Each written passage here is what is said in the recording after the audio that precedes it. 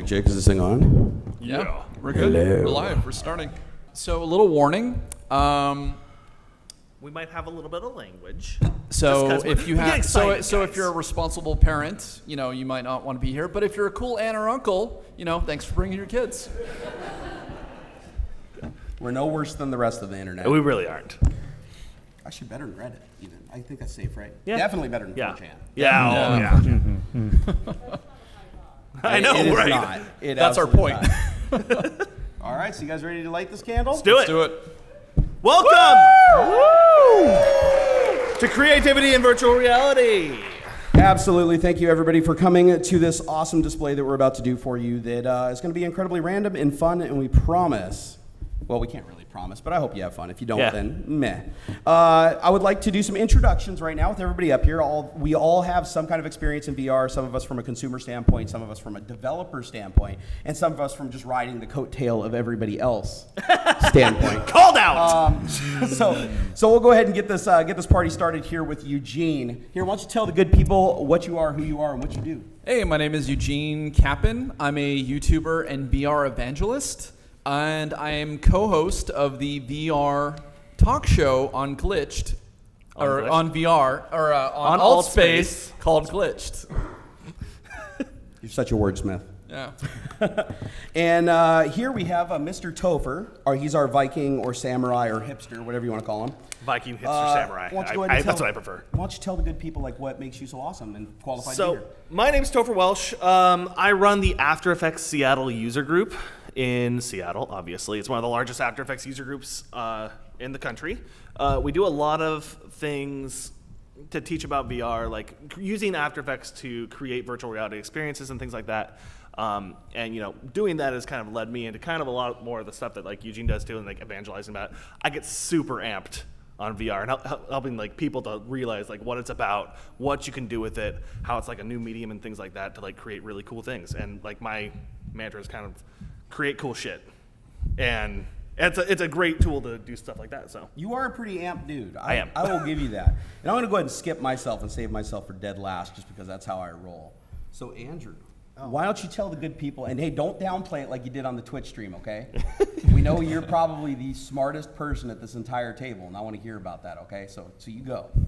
Come on, Andrew, tell the good people. Yeah. No, thanks. I don't know about that, but Yes. yeah, no, Also the most modest. I'm a dev over at I'm an R&D dev, I guess, over at Microsoft. So I research and develop things. Yeah, so that's about, like, it's it's fun, it's challenging. Recently got into the VR space, co-founded a company with Eugene called Ensoverse, and so we're focusing on bringing the VR to mobile device, because I mean, everybody in this panel, right, there's only a few people that own a Vive or Oculus, but who owns a smartphone? oh, look, Point everyone. taken. Everyone opens Everyone. Not own a Yeah. smartphone. doesn't own a smartphone. Well, if you have, who owns a smarphone or who has a computer, laptop or desktop, right? It's like pretty much majority. So you all have access to it. That's our idea. So, yeah. And you're an awesome developer. We're just going to leave it at that. And then down here at the end, we have Mr. Adrian. He's our honorary cowboy. That's right. So tell the good people what you do. Okay, thank you. Hi, everybody. My name is Adrian Ladelia. I am the host of a paranormal show on YouTube called Insomnia. Talk about ghost stories and all that stuff. You can find that at Classy Skeleton Time. But most importantly, I am a composer, musician, and sound designer. And recently I've just gotten into VR because I wanted to kind of challenge myself to see like what I could do in that realm, because my education is primarily in film scoring. So this is interesting now to try to like score something that's so vastly more versatile. So that's what I do. And he's awesome at it. And last but certainly not least, I am Jerry, also known as Barnacules on the internet, tech YouTuber, rider of coattails, and general attention whore. I'm here mainly from the consumer standpoint because I've been a huge, proponent of VR from the beginning all the way through the early Oculus dev kits, and watching it mature from something that really wasn't something that you'd take seriously beyond maybe it's kind of a neat novelty, but it wasn't really there. And now seeing it as something that's like very, very refined, and everybody does it. And we're hoping by the end of this that you guys will all see that. and give it a fair shake. So let's go ahead and get some things started here with a couple of questions. You were talking about the Glitched podcast show. Yeah. We're actually going to follow up after all this, and we've got a little project going on that we can't talk about a lot. But you guys are going to want to watch the Glitched podcast. We're going to be doing some stuff with VR involving... I prefer experience the glitched. Experience the Glitched. No, we're going to do something in VR that hasn't been done before, and I think you guys will probably be interested in that. Also, moving on down here, you guys, Adrian and Eugene, you guys have been working on a product right now. It's called, is it Spruce, right? So Andrew and I. Andrew and I are working on our first mobile platforming application. It's a real estate application for the smartphone, where basically people can create entire VR experiences directly from your smartphone without having to buy any extra cameras or headsets. Yeah, and one of the things is in development of games and stuff like that, people are really put off because when you have to learn how to develop a game, generally you have to learn a language, you have to learn a framework, things like that. And virtual reality is actually creating a platform for you to be able to create things without not necessarily having any knowledge. Yeah, like you don't have to know how to code. I mean, right. How many people here do not know how to code and have no idea or do not even want to learn how to code? Okay? So you can make virtual reality experiences without having to have those skill sets. And I mean, that's what I've done. That's what he's done. He made a short film called Journey on YouTube, completely inside of After Effects. And using a plugin called Element 3D. And it's this amazing film where you just kind of like, from a point of view, you're going through, you're able to do this more. But then Adrian also worked on, he did the sound design for it. So yeah, a lot of people don't realize that you don't have to develop at all. You can literally shoot a 360-degree video and create your own VR experience. That's if you guys haven't tried it yet with your phone, you can actually do it without a VR helmet. You can actually just look at the YouTube app. You can move the phone around and look through the point of view on a 360 camera. And you may have seen some experiences like fighter jets flying around and race cars, and they're applying this technology everywhere. And the resolution keeps getting higher and higher and higher, and the experience becomes better and better and better. And more realistic. And more realistic. And a lot of people think VR, they're like, oh no, it's just games, it's just fake graphics and stuff like that. It's like, no, it pairs perfectly. Like a television pairs with a two-dimensional camera. A 360-degree camera pairs with the VR experience. Yeah. And it's absolutely an amazing thing. One of the things that I want to start asking you guys here is how you all got started in VR. Kind of like, what's your progression in VR to where you are today? So I was actually at a After Effects meetup, Topher's group, and the DK1 for the Oculus had just come out, and the Samsung Gear just came out, and a gentleman at our meetup named Lou Ward had already started working on a project in Unity. So Iron Giant? Yeah. So basically what this project was, so we were at this bar after the meetup, and he goes, hey, Eugene, you need to try this. And I put it on, and it's the Disney's Iron Giant picking you up and then walking with you. And you can see like birds, and you can see like deer running through the forest, and it was like very early stage for this experience. And I was just so blown away. I was like, this is going to be the thing. And 2 months later, I quit my job to pursue VR full time. And I have never looked back. And it has been one of the best choices I've ever made in my life. And you still look like you're eating, so that's fantastic. Yeah. So Topher, what got you into the VRs, sir? So like I said, I run that After Effects user group, and it actually was scheduling our first virtual reality night meetup that really launched me into the VR thing. So I got to actually borrow one of the DK1s for like 2 weeks before the meeting. And I was just like, I started just playing these games on the Oculus, and I was just like, this is phenomenal. Like, this is so cool. And so I learned some stuff through After Effects. It's like, how can I make things in After Effects? And so we started using like Element 3D, After Effects, built these little tiny experiences, and I gave a talk on how to use like Metal's Skybox. It's a plugin to create, essentially, it emulates a 6-camera rig in a cube, like a 360 camera. And I did a live demo on how to make something like that at After Effects Seattle, and I made a video, rendered it, and put it up on YouTube within a half an hour, and everyone in the crowd like this could just experience it with their YouTube app. And I was like, this is so cool. I want everyone to know that they can like do this. They can make things in virtual reality without having to touch a section of code, nothing. And you can make these amazing things. You just have to be creative. And now that's kind of what I've been preaching is like, just use virtual reality as a tool, like a new medium. Like a lot of people here at the con are artists, and you can use virtual reality like a new medium. Like actually, a very good example of this is a program called ZBrush. Yeah.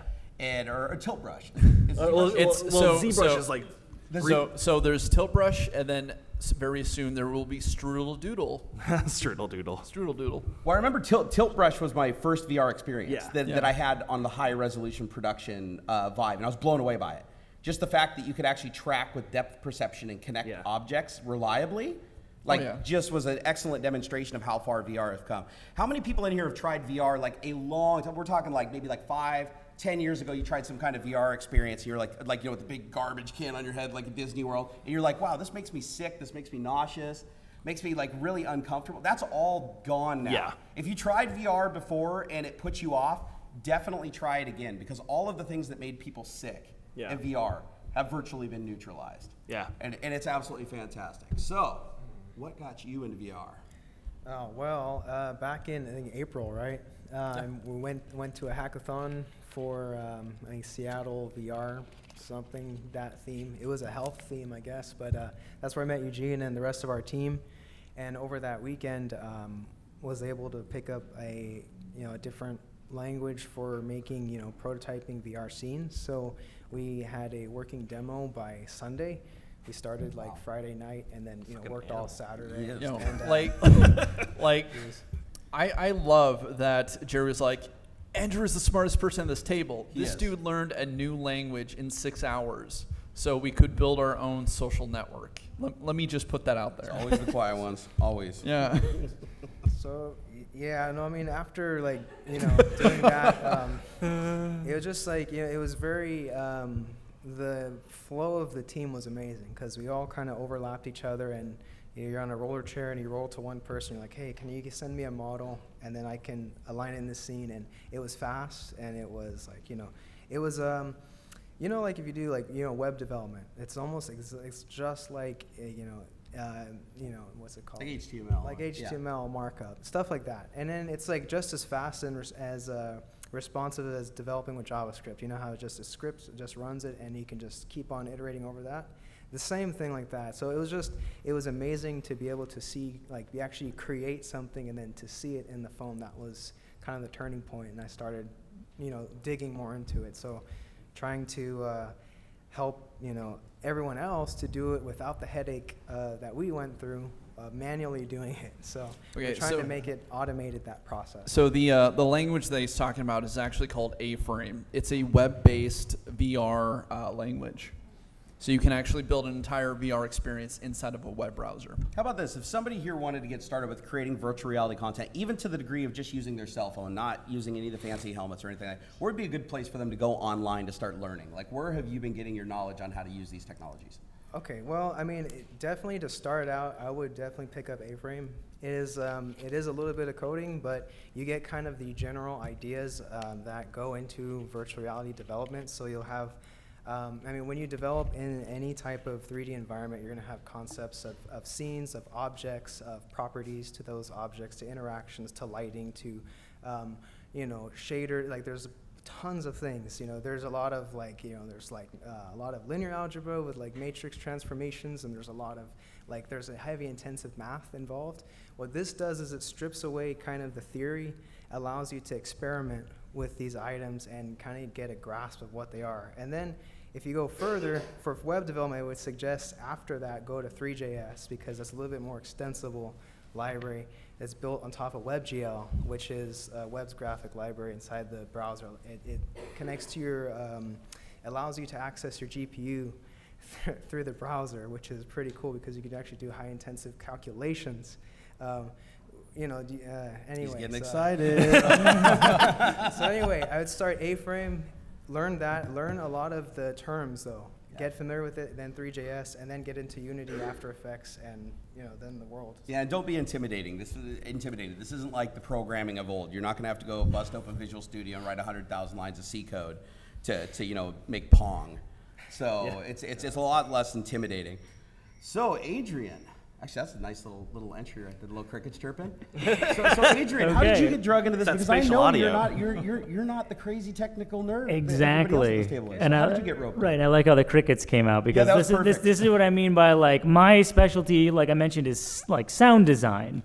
So I initially got into VR because this was a much less crazy story, but I'd scroll through my Facebook feed. And seriously, how many of you guys see those things somebody posts that says click and like drag to like look around and stuff like that, those 360 videos and all that. And when I first saw those, I'm like, well, that's a boring picture. Like there's just like, Yeah. it's like a doorway or something like that. And then like eventually it says click to move around. So I click on it and I kind of just wiggle back and forth. And it's just like, I'm like, okay, that's not very exciting. And then Eugene tells me, oh, no, you can like look around the room. And I was like, okay. So like I go and I actually do it and I'm like, oh, okay, wow, I can actually rotate 360 degrees. And I'm just sitting here on my computer. That is neat. I'm like looking at this thing. But even then, I'm kind of like, it's still not that impressive. And then he's like, oh, no, you can put it on your cell phone and like tape it to your face or whatever. And then you can look around the room. And I was like, okay, that's pretty cool. Why are you so hard to impress? Right, I was I like, walking back and forth the mouse, I was already 360 like, cameras, you know. So I'm like, so I see that, and I'm like, okay, that's really interesting now. What would it sound like? Exactly. So from a musician standpoint, you guys might know what I'm talking about. Where it's kind of like, yeah, what might this sound like? How would I write the soundtrack to this kind of image? So I was just interested because a buddy of mine used to post like abandoned buildings he'd explore, and he would just look around and I'm like, okay, I could think of a number of soundtracks for this. And eventually Eugene comes up with the Journey idea, and he says, I got this video idea, and it's going to be in VR. I'm like, sign me up. Like, I will do the soundtrack for it. And that's how I ultimately started this. So Can I just, so I told him exactly what I wanted the video, the Journey to sound like, and he's like, oh, and he sent me this like 2 minute, he's like, do you mean like this? And you know that opening to like the second Halo game where it's just absolutely beautiful? Yep. Like, I'm listening to this, and I'm, like, crying, like, down my face. I'm like, you just made this? You made Eugene and he's like, cry. yeah, it took me, like, 10 minutes. I got a question. So, like, a huge thing for me, like, when I first got my Vive was the spatial audio. Oh, yeah. And, like, a lot of people don't realize that when they get, like, if they've only tried, like, mobile VR. Yep. When you have, like, a headset, they have a way that, like, when you turn your head, if that dude back there is talking, if I turn my head, I'm going to hear him just a little bit better. But if I turn this way, this ear is not going to hear that dude very much. Yeah. And, like, that is, like, a whole new, like, way of thinking for audio because you got to position things in a space and you have to compose for, like, if that stereo's playing some jam, it's going to be over there on the sidewalk. Yep. Like, it's crazy. Have you messed with a ton of that yet? Or no, this was kind of like what I was mentioning before. We did our Twitch stream, and I talked about this. It's interesting because, okay, is anybody here a musician? Show of hands. Okay. Wow, okay. Now, how many of you focus on film scoring or have done any kind of like scoring for things? we got one? Okay, a lot less. Okay. couple, So yeah. you guys know how when something's going on the screen, your music should be complementing that. It shouldn't stand out too much, but it should be complementing the action. And you guys all have experienced this when you're watching a movie. The Star Wars theme, you guys, when you first heard it, it wasn't the theme that made you go, this is awesome. It was the whole experience of this bam, yellow text, and it was the dun, dun, dun, dun, dun, dun. Later on, you're like, wow, that was a really cool theme song. Our job as film scoring people, composers, is we don't want to be noticed until after the fact. We want to help create a good experience. VR is interesting because if I'm specifically scoring, and if you guys don't know, if I'm specifically scoring for what's going on the screen, what if in this scenario they're faced the opposite direction? Because it's VR, you can now look everywhere. You don't have to focus on one single thing in particular. How do I musically draw them to that spot? Yeah. And that is the interesting challenge that I'm working with right now. And I feel like Journey is a really good example of that. There's a part in it, spoiler. There's an asteroid field at some point. Oh, man. And it's really neat, and it's like, the point is, when I first saw the asteroid field, it doesn't come in until 9 minutes or something like that. So I'm faced the opposite direction. Next thing you know, I see asteroids going by. And I was like, okay, well, how do I make the music for that? And you'll see now go into it. I create an interesting build-up with the tension. So it kind of makes you start to look around like, hey, what's going on? And then bam, hits you, asteroid field. So yeah, that's kind of my experience with that kind One of of thing. the coolest things that I like about the whole virtual reality, from the perception of creating an experience, like a movie, if you will, something like that, is that, like you said, you never know where somebody's going to look. Actually, case in point, and this is a hilarious story, and some of you may have known this, a famous YouTuber that shall remain nameless shot a 360-degree cam video and uploaded it to YouTube. And of course, when you upload it, the point of view is the front of the camera.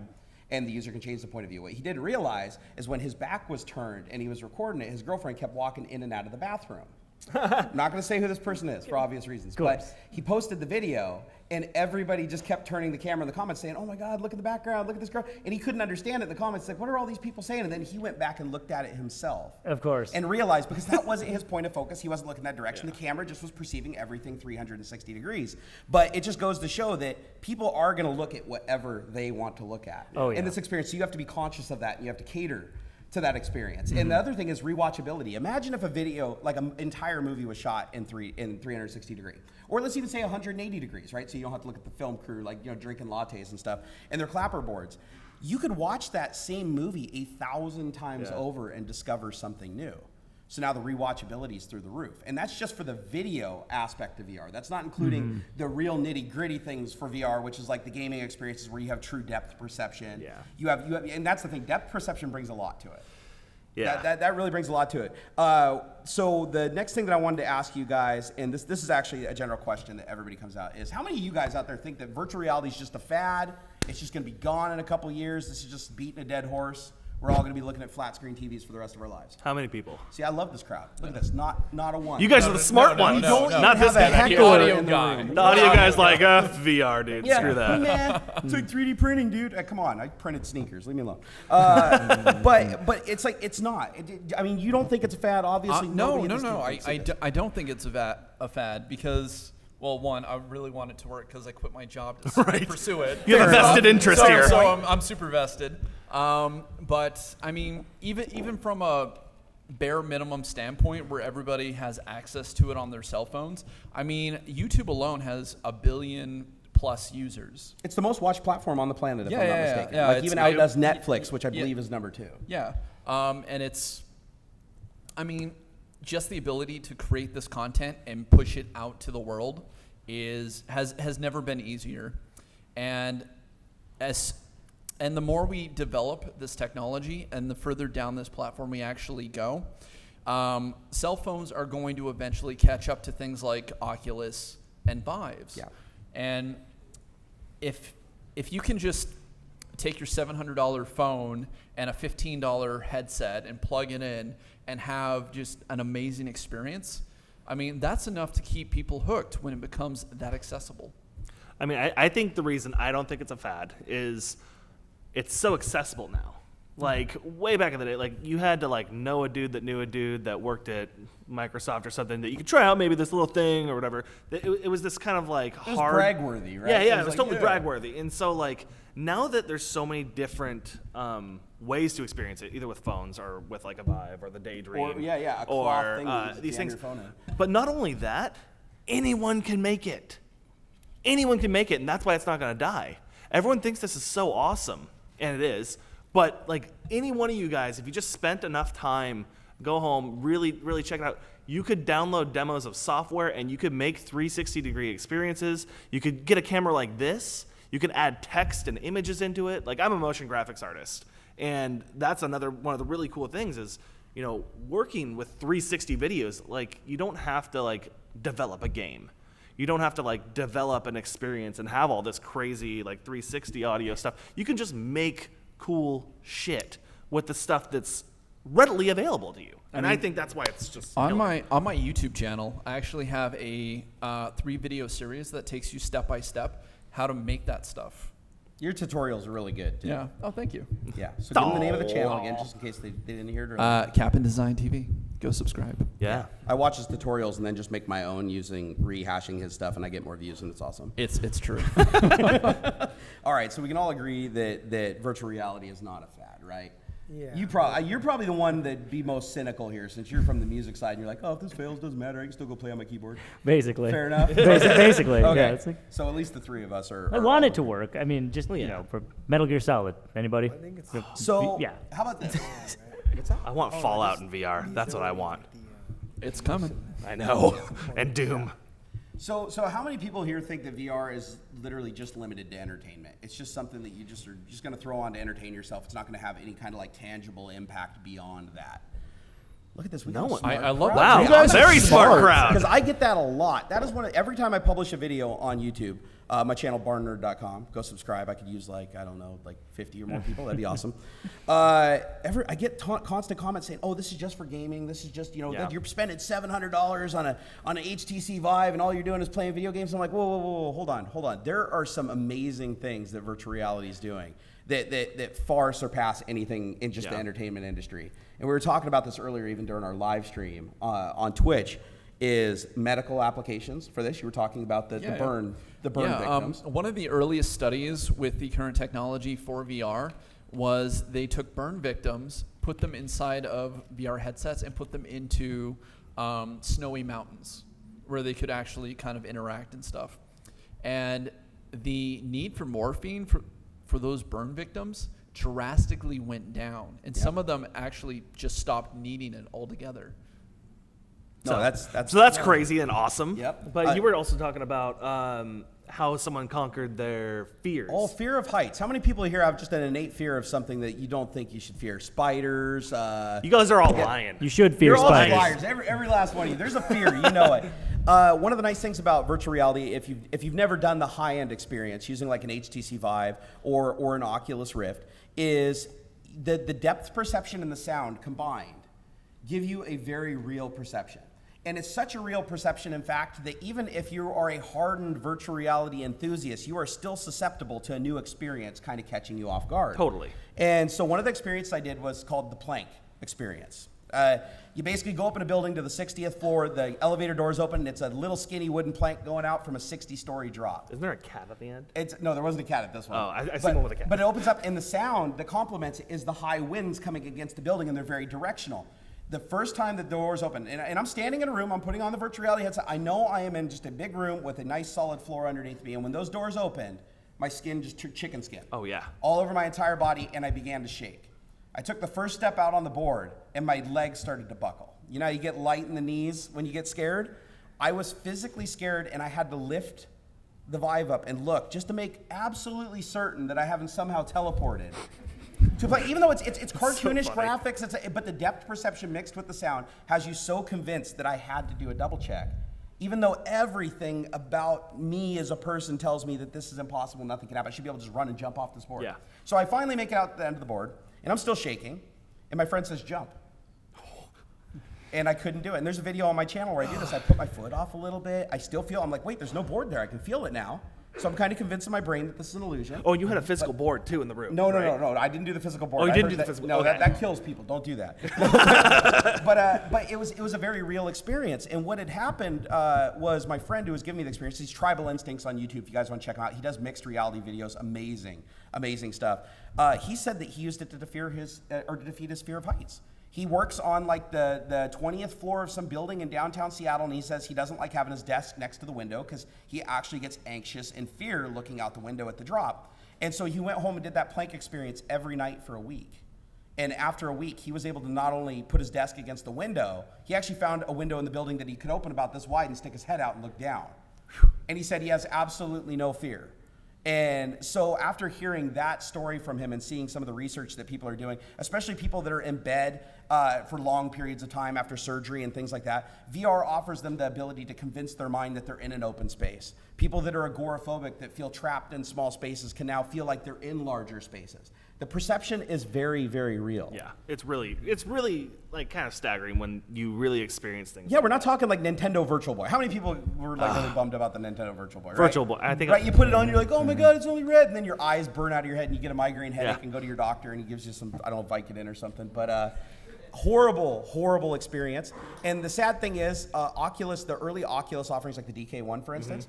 They were very cool, but let's be honest, it looked like an 89-year-old man looking through two cataracts' eyes. Yeah. I mean, you wouldn't be able to actually use it for much beyond near field, but it's gotten so much better than that. And I hear so many people say, oh no, I tried VR, I didn't like it, it was stupid. It made me sick. Well, what did you try? I don't remember. It was an Oculus something or other. Yeah. No, it's come so far. Make sure that every one of you, if you haven't yet, have tried the latest offering from either HTC or Oculus? Yeah, so I the first time when I tried the DK1 before that user group, it was really cool. But the DK1 had just an Xbox controller that I had to use. I didn't like that. And it kind of it was like, this is really cool technology. I have a feeling it's going to get to where it needs to be.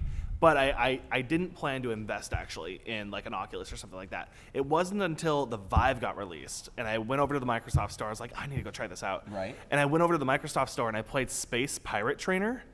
That's amazing, Oh my by the way. God! Yeah. Like I was running around that little room. Like Yep.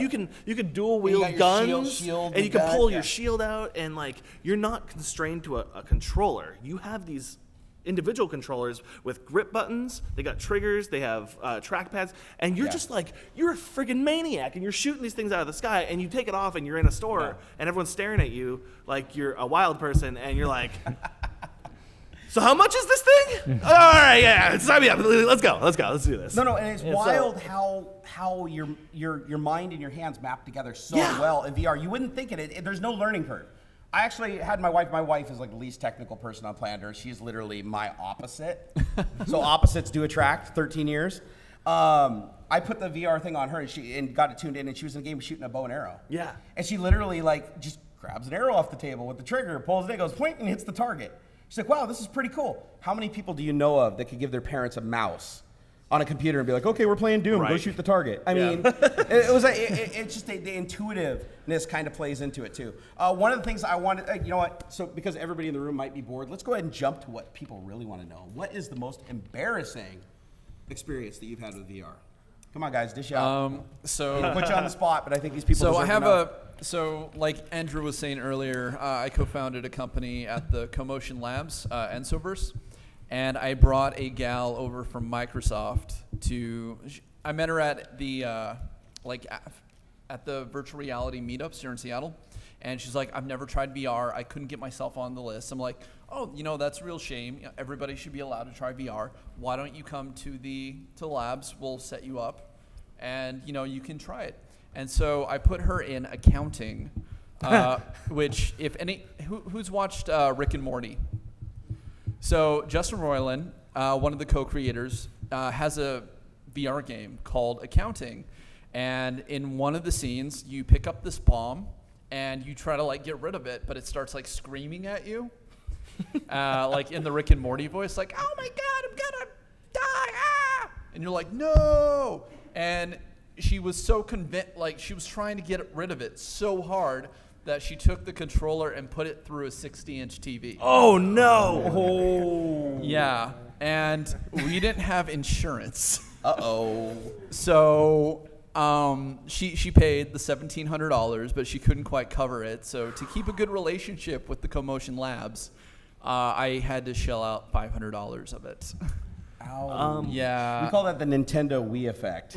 Yeah. You remember that? How many Wii bowling remotes went through various televisions on YouTube? That was wonderful. Now I know you gotta be able to top that. Topher. So I also broke a controller.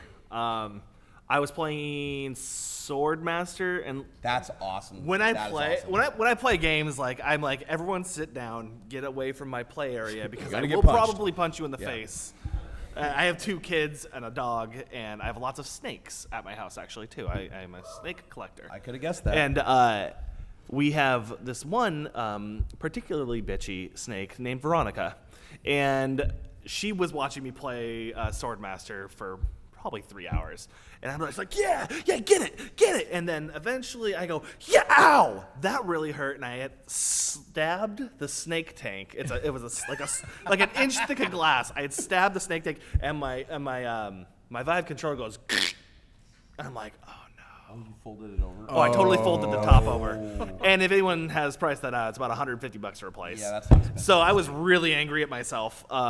But I actually got hooked up at the Microsoft store, which was really cool. And we won't tell any more details about Yeah. that. But I got a pretty sweet fix on that. So How many people have punched a wall in a VR experience? See, that actually surprised me. It That's happens. a pretty low number because I think honestly every time I've ever had a VR experience, I've punched a wall or a desk or at least kicked Oh, yeah. something. That's one thing a lot of people, because you notice even though you start in one place, you don't always end in that same place. Yeah. You ever notice that when you're playing a game? Yeah, totally. That's something you do have to be aware of in VR, is if you're not playing a game where you're sitting down, you're playing a full body one-to-one mapped game or experience, you do tend to lose track of the room, and there are some boundaries. And Well, stuff yeah, they put have into like play. the chaperone boundaries. But they don't it's like come a big in blue fast grid. enough for like 100 Yeah. mile an hour punch Yeah. trying to kill a zombie, and then you hit it and you're like, wow, there really is a zombie there. And you're like, nope, there's a hole in the drywall. The worst is when you're trying to knife someone and you're going, "Ah!" and you're like trying to go for the feet so they don't get you in the head. How many people And punched a friend? Anybody punch anybody? 'Cause spotters and yeah, there we go. Yeah. Spotters in VR are important. Oh, yeah. Do not punch them. I punched Jesse like 3 times during our mixed reality video. My son got a gun stock to the head when I was playing Onward. All right. That was fun. Well, since you guys are giving all these weak experiences, I'll give the real experience, and that is my wife caught me watching something I shouldn't have been watching, and she thought it'd be funny to gently put her hands on my shoulders. Yeah. Just like that. And let's just say my heart rate went to about 275 beats per minute, and I almost got a concussion. and we'll leave it at that. And I learned a very valuable lesson that day. And it's very easy to get lost in VR and not realize that you're still sitting in the middle of a room. Yep. And People anyone openly can walk in. and out of. And so, yeah, that's my embarrassing experience.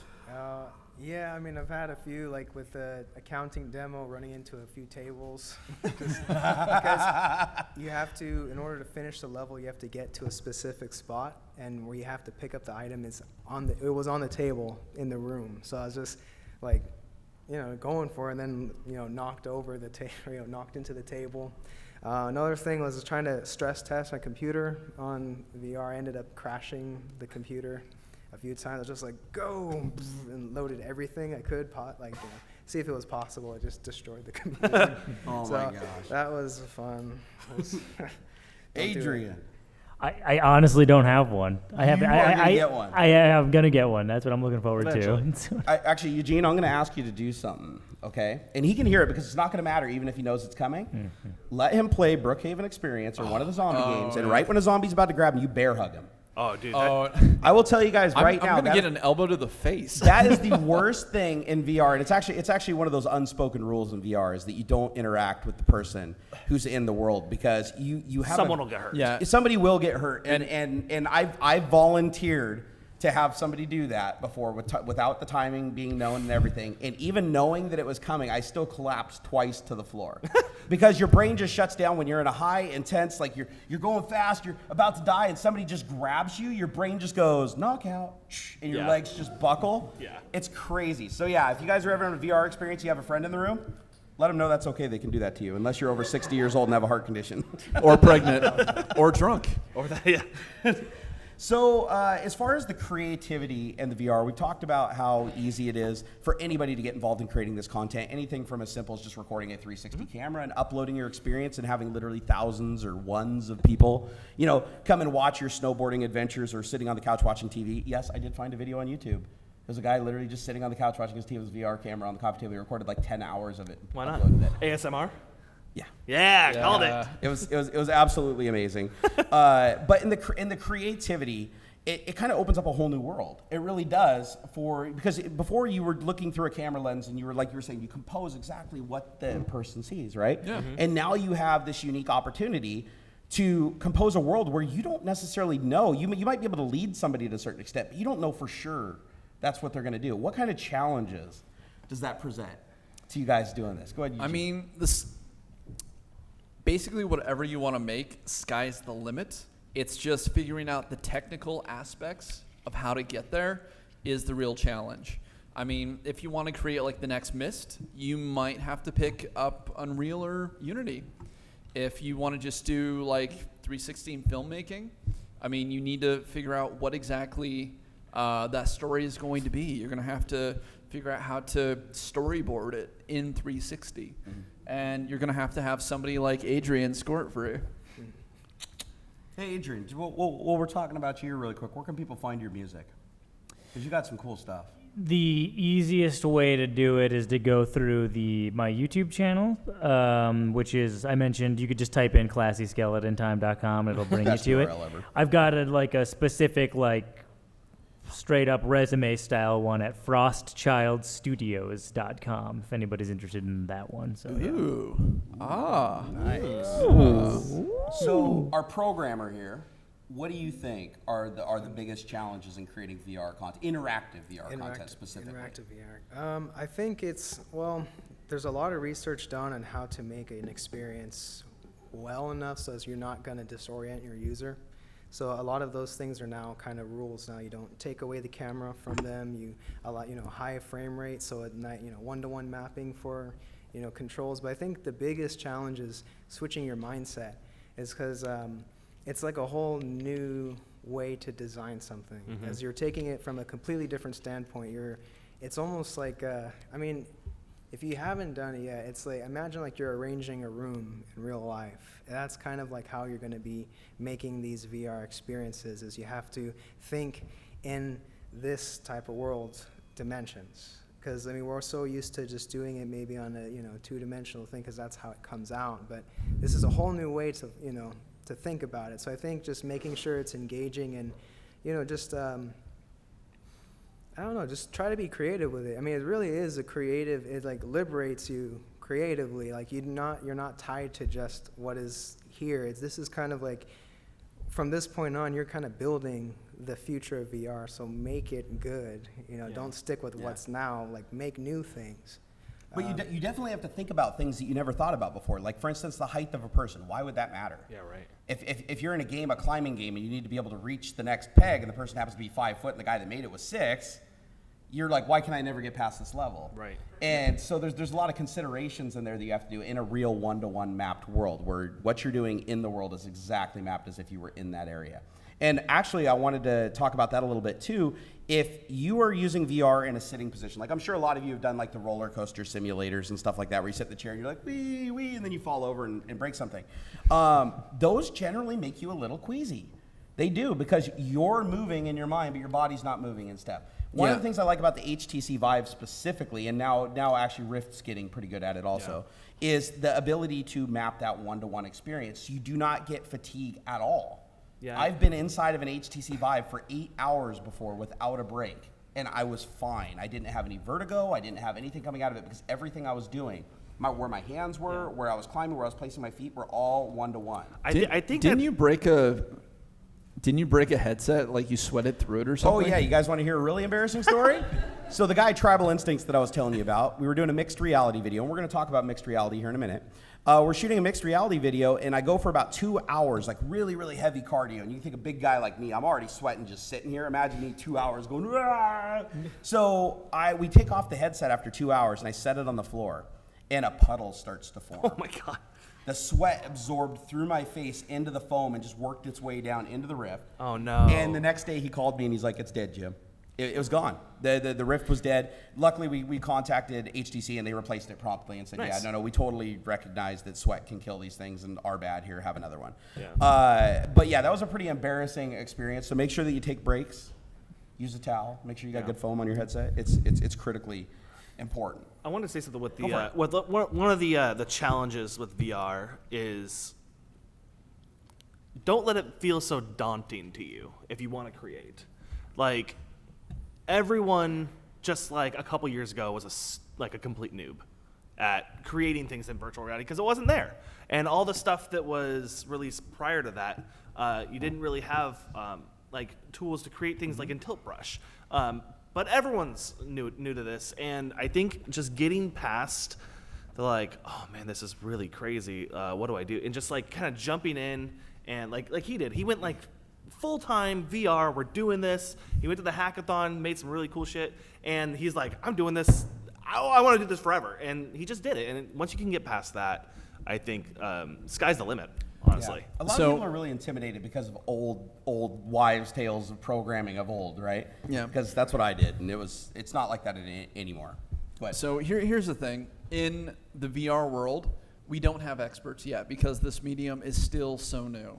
Mm-hmm. And that's why jobs like mine as a VR evangelist is a thing, because we don't have those experts. But it's up to people like me who are jumping in early to set those standards, to get the UW to start having classes, to be able to offer online courses in this medium So the next generation that comes after me will be those experts. Yeah, now's the time to get into it, though. If you're interested in finding a niche and you want to entertain on YouTube or live streaming and stuff like that, the virtual reality stuff is still scarce enough that now is the time to jump in it and start. And you're doing a favor by doing it because you're championing the technology and making people more comfortable with it. Oh, thank you. And it's cheaper than ever to actually like learn this stuff too. Yeah. Like you can go on like Udemy and courses are like $10 to like learn how to code in Unity. It's insane. Yeah, And, like, Unity has really made things. And even if you want to go buy a Vive, they just actually announced like financing. I think it's like $66 a month you can get a Vive. When I How paid many like other companies have done really like financing on a Cell phone peripheral? companies. I don't know. I mean, cell phone companies. That's about it. Sure, come But, get like, the keyboard, pay $5 a month. No, Yeah. it was very interesting to see them do that, but it just shows that they've pushed enough that they want to keep this momentum going. They don't want people to start getting scared away from it. Well, I mean, the price point is high. Up until now, it has been really high. I mean, I think the HoloLens dev kit's like Oh my $3 gosh. grand. Yeah, it's over I think the dev kits for the Oculus were like $2,500 when Yep. they were out. It was crazy. But now, I mean, you can. It's obtainium. Yeah, you can actually obtain it. And the nice thing is you can actually create the entire experience on a different platform, like a cell phone, for instance. Yeah. So, the last thing that I wanted to talk about is the multiplayer aspects of virtual reality, because this is something that I kind of want to save for last because this is a big deal.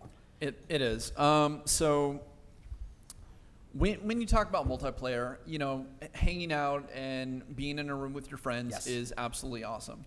Topher and I have our show Glitched, where people can get into their cell phones or their Vives or Oculuses and come join us as we do a live show. And before you can do that. Well, one of the really cool experiences, did you see the one where you can actually sit in a room and watch Netflix with a friend, and you can I talk haven't seen back that and yet, forth? actually. I think that's so stupid. No, try it. I'm thinking about Absolutely it. try it, because you're sitting in a room and you're able to talk to the person next to you and you hear them like they're standing next to you, and you're both watching and you can commentate on the movie and go back and forth, and you realize just how much you play off the other people that you watch movies with. Well, think about it. That's a great thing for like people who have like long distance relationships. Absolutely. I mean, if you guys want to watch a movie together, put on the Notebook and jump in your Vive. It And sounds silly, but it's actually, it's different. You have to try it. It's one of those things you have to try it. I'll give it a try. But as far as multiplayer and like games, right? Yeah. Oh, man. That's what's really amazing, because people that are doing multiplayer in games right now, they're not really physically interacting. They might be interacting with a digital representation of somebody else. Whereas in this context, you're actually interacting with a human in motion and sound, everything. Like, has anybody here played a game called Hover Junkers? So Hover Junkers is awesome. It's a game that actually needs some refinement and improvement. But the idea is everybody's on a little floating ship and you fly around. You get to nail things up on your floating ship like armor, and you get to put guns around and shoot through the holes and try to shoot the other guy in the other ship. But everybody moves as if their movements are completely human. There's not just duck down a little Yeah. bit. If you can lay really close to the Yeah. floor, you can do it. If you can jump really high, you can do it. And so each person that you encounter is completely different. You don't just get the guy jump ducking, going, "Oh, you can't Yeah. shoot me," you know. And it makes it much more realistic and enjoyable. There's another game called Onward. Has anybody ever heard of Onward? So it's kind of like Counter-Strike in virtual reality. It's really cool, but you know, it's a tactical military simulator, and it's a 4 versus 4. But not only are you just going and trying to kill the other guys, you're coordinating with your team. You have comms that you can reach up here and trigger click. You're like, "Hey guys, I'm going to take the left side. You guys take the right side. I see a guy on that balcony." That's awesome. And you guys are like, you're positioning, and I mean, I play in like a league and stuff too, so it gets really, really crazy. Nerd.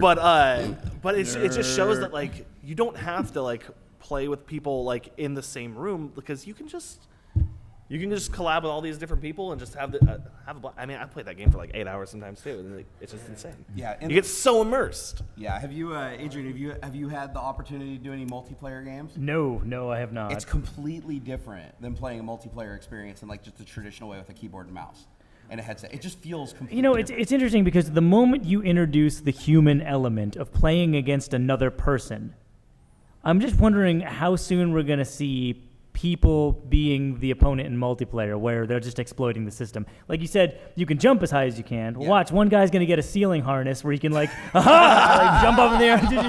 He's You like guys know what I'm Mission talking Impossible. about. If you ever played an online shooter, they'll find a way to just like ruin your day. Or So- you have the trolls right there, just Or running the around trolls, scratching their crotch exactly. the whole Yeah, time. okay, And the game, thanks, come on, guys. get your controller out of there. Come Their on, dude, team, we're trying my to play the team. game. So yeah, I mean, but I'm not no. going to say that I haven't like stuck my gun like right here and be like, "Hey, come and get me." Yeah, exactly. But Right, but it's, And there's lots of new experiences. You guys can also go and research researched something called mixed reality, which is looking from a third-person perspective and placing you physically in the world from that third-person perspective. It's another way to be incredibly creative with your videos. Exactly, and then of course you have you have the augmented reality, which is putting things into your physical world that you're already looking at. It's kind of like the inverse of mixed reality. Yeah. So it looks like we're down to about 10 minutes. You want to take some questions, guys? Yeah, let's do some questions. If you guys want to line up at the mic right here. Yep.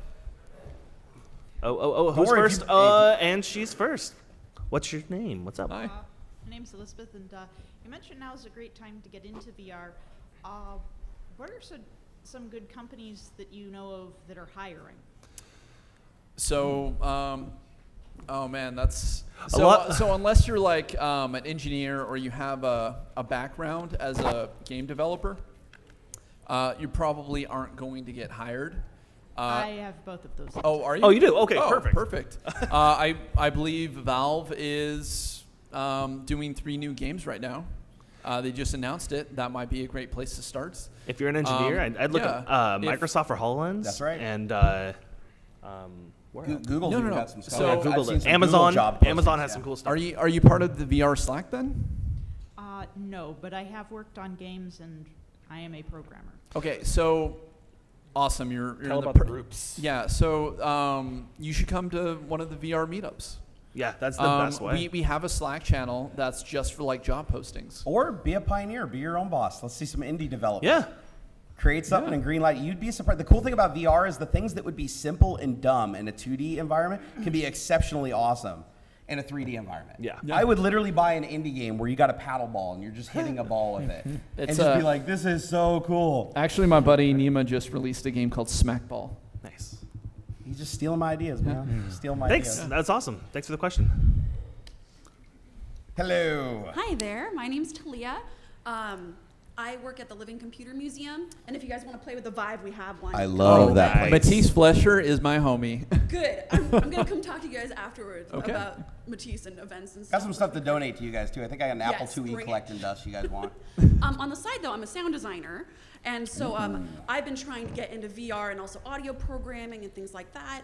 And you know, just because audio equipment is so expensive, and also buying a computer and making your own Yes. computer Yep. that is able to handle all that.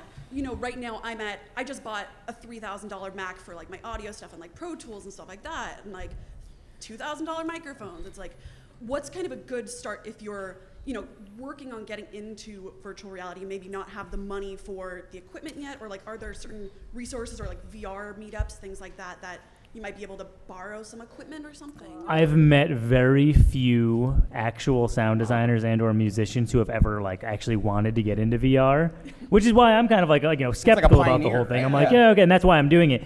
So I just have my MacBook. I use Reaper, Okay. and you know, it cost me $60, and it's one of those situations where Pro Tools is you will be, that is an education in and of itself, if you ask me. And I've used the Oculus plugin for that, but because I don't have like the head tracking, Okay. it's kind of hard That's to, a step above. put yourself Yeah, into that's it. a step past what I'm doing right now. I wait for him to render everything and send it to me, and I kind of just kind of tailor it towards that. Okay. As far as, are you talking about making your own VR simulation thing and then adding the sound too? Either way, I just like learning stuff. And it would Oh be yeah, cool. definitely. Yeah. Well, Well, I mean, I'd say Like Mike. you said, know- just make shit. Yeah. Yeah, just- no, just that is get honestly on it. YouTube Just- and watch some tutorials and see what you can do. And like honestly, when it comes down to it, work with what you got. I used GarageBand on my Mac for literally like 10 years, and so many people. And I'm not bragging. I'm by no means a virtuoso, but I've had some people say like, "Oh, what program do you use?" I'm like, GarageBand. They're like, well, it's not about the tools you use. It's how bad you want to make something really cool and how badly you want to make it good. I've Right. seen amazing things done with MS Paint. That's saying something. It really is. Yeah. yeah. So would use the tools that are available to you and just kind of experiment.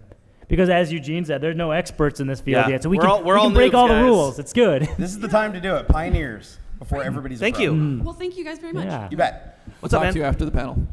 So you were talking about like, you know, the shooting a bow and arrow or Yes. tracking your hands and stuff. Yeah. Is there anything I can use? I have a smartphone and a cardboard. Is there anything that I can use to do that? Because that sounds way cooler than just looking around at some buildings and stuff. Yeah, like I was talking about After Effects and using Skybox. Like After Effects, you can, if you don't have After Effects yet, you can I want mean, either. from a consumer standpoint, not a Totally. developer standpoint. I think It's really easy. It's insanely So easy.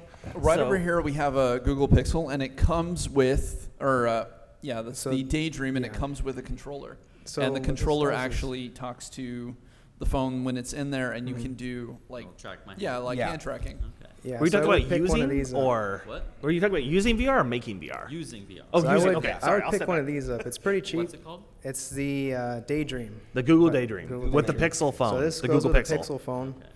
This controller is hooked up through Bluetooth and has like accelerometer and a gyroscope in it. Does one-to-one mapping pretty well. There's like it's at what the cost is. It's actually a really great thing. So if you have a Pixel or a phone like that, I would pick An that up. iPhone. If you don't have that, then there are some. Actually, just talk to me after because I have some stuff I can show you. Yeah. Hey, we have like 2 more minutes left. If you guys didn't get your question, we're actually going to hang out outside over here probably a little bit. If Yeah. you guys want to pick our brains, feel free. But yeah, I think this will be the last question All right, let's hear it. for this. Yeah, and then you guys can meet us outside and we'll keep going.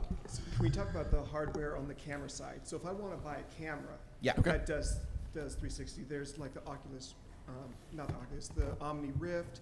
There's some other ones. What ones do you use? I use the Samsung Gear 360. Like what, $300? Yeah. So I got this on eBay for $205, but then it came stripped. So I had to go out and buy all the accessories and stuff that it would normally come with. So I spent probably like $350 for the whole thing. You might go that route, which is definitely the cheaper end. You Do you might get try. bad quality from the cheap stuff? The photo quality is pretty good. What's the resolution on this once you get the video out of it? It's 4K, but it's not like great 4K. Not super 4K. Yeah. So like if you want to really like step up past this, GoPro an rig. easy way to do it would be to make a GoPro rig. So like 360heroes.com. The GoPro Yep. rigs, Yeah. It's like $5,000. Oh, you can It's 3D print those. No, for you can a couple 3D print 'em, bucks. man. 6 Yep. cameras. It's the stitching software. It's everything, but $5,000. So like the Omni, the GoPro Omni, that's their official GoPro mount for a 6-camera Yep. rig. I believe that has a stitching software included with it, but yeah, the it's pretty whole thing, expensive. everything for $5,000. But if you wanted to go the cheaper route, one, you could 3D print Yep. stuff like he did, which is just essentially your 3D printing Go the to a shell. local makerspace, But then- pay them a couple bucks and print something. But then when you do that, you're gonna have to sync up all your stuff yourself. So I mean, there's an aspect of you spend a little bit more money to not be so cumbersome. But if you want to DIY it and do it yourself, I mean, dude, you can start making stuff for sub $1,000. The 360 video you get from that, is it like fish-eyed because it's... Oh, are you talking about Journey?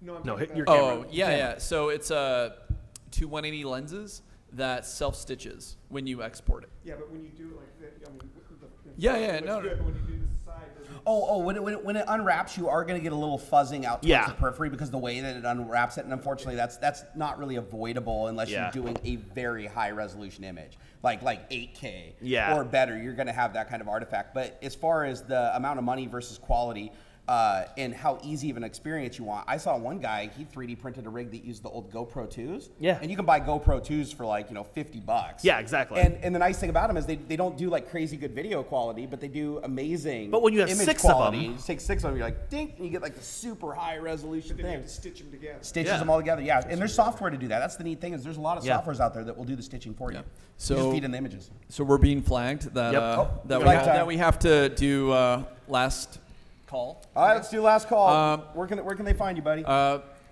Capon Design TV, CAPON Design TV on YouTube, then Capon Design on Twitter, and then Altspace we have Glitch. Yeah. You can find me online at toe-fur.com. My name's Topher, like the Hobbit foot. So toe-fur.com or toe_fur on Twitter. And yeah. You guys can Twitter? find me on YouTube, Barnacules Nerdgasm, or go to barnnerd.com. And I do a lot of really random stuff with technology. You guys probably like it. Robotic arms, all kinds of stuff I probably shouldn't have in my possession. How about you?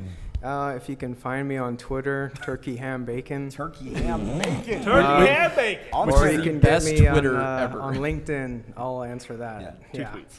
Yep. Okay, and you can just find me on YouTube at Insomnia, or just type in Classy Skeleton Time. It'll take you right to the YouTube I like page. Classy Yeah, Skeleton I know, Time. right? Classy Thank skeleton you, time. everybody, Thank for you, your guys. time. Thanks for hanging out. Everybody, go You guys are become awesome. pioneers. Please keep this going. I don't want it to be a fad.